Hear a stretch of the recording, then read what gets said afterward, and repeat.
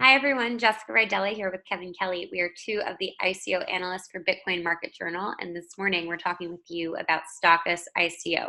So essentially, this is a group that wants to create a market of financial entertainment based on a game for the stock market. So one of the major barriers today for people who want to trade stocks is that it's necessary to have a large amount of capital to do so.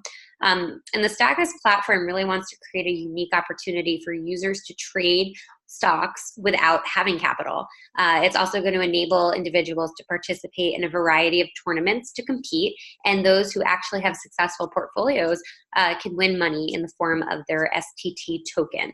So the blockchain comes in here because transactions are going to be made by players on the platform through smart contracts. And like I said, all of the transactions will be processed in the STT token. So in terms of market and some of the positives that we like about this group, it's a pretty niche focus on the gaming sector, but it's still a highly competitive space. There are other platforms out there such as Stox and Gnosis, but they focus more on the predictive market behavior and predicting what that's going to be, whereas Stockus actually has players trade and play on the actual stock market. So that is a differentiator there. Another pro for them is that they actually have a working platform with over 10,000 users. So that's something that we really like to see and a key differentiator there. Yeah, so as Jessica said, these are all great things. You know, they're going after this market of people who want to trade and want to participate in the stock market, but don't have the upfront capital they need to keep in their accounts in order to be on major platforms.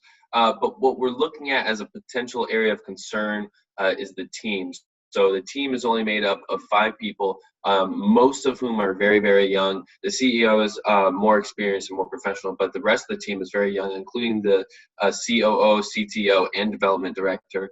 You know, we like to see more experience on startups and projects like this because seeing serial entrepreneurs on these teams makes it more comfortable for investors knowing that a seasoned professional or a group of seasoned professionals is carrying out this project versus people that are new to the workforce.